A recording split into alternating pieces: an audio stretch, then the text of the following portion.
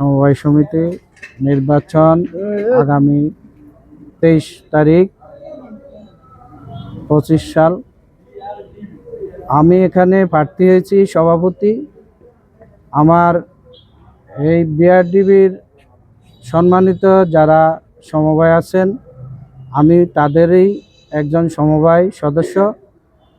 আমি চাই যে আমার সমবায়েরা যদি আমাকে চেয়ার মার্কায় নির্বাচিত করে, তাহলে আমি এই বিআরডিবির যে সমবায়েরা আছেন, সমবায় সমিতি আছে এখানে রানিং 197টি।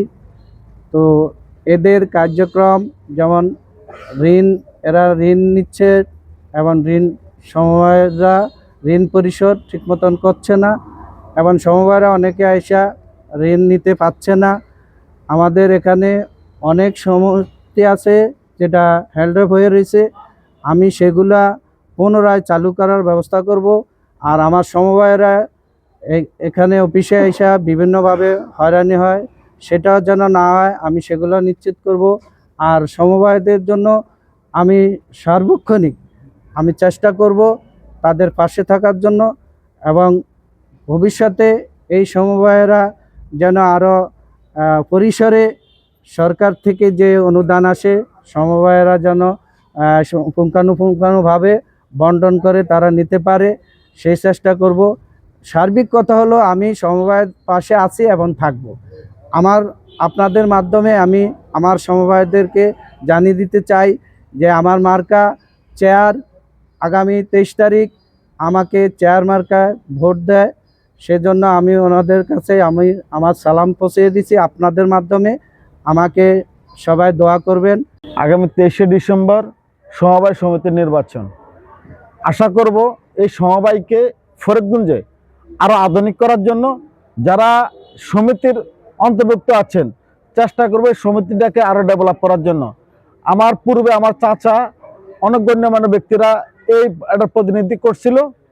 আমার জানা মতে এই সমিতি জিয়াউর রহমানের আমল থেকে এই সমিতিটা কার্যকরতা আসলে আমার জানা মতে চেষ্টা করব জিয়াউর রহমানের আদর্শকে লালন করে এই প্রতিষ্ঠানকে আরো বেগবান করার জন্য।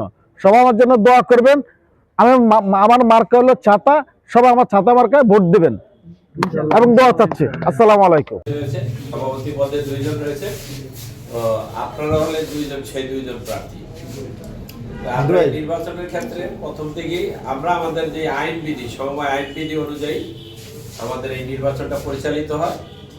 আমি আপনাদের প্রতি প্রত্যাশা রাখবো যে 23 তারিখের নির্বাচনের ফলাফল ঘোষণা পর্যন্ত এবং ঘোষণা পরবর্তীও আপনার নির্বাচনী যেই প্রচলিত বিধিবিধান বা আচরণবিধি সেটা মেনে চলবে।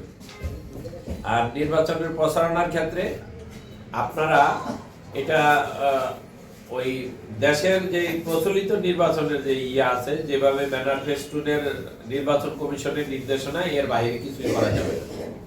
তো সেক্ষেত্রে আপনারা প্রচারণার সুযোগ পাবেন হলো নির্বাচন হলো 23 তারিখ। আমাদের এটার ক্ষেত্রে আপনি প্রচারণা হলো 22 তারিখ সন্ধ্যা পর্যন্ত আপনারা প্রচারণা করতে পারবেন। 23 তারিখে সকাল 10টা থেকে ভোট গ্রহণ অনুষ্ঠিত হবে, 21 তারিখ বিকাল পর্যন্ত।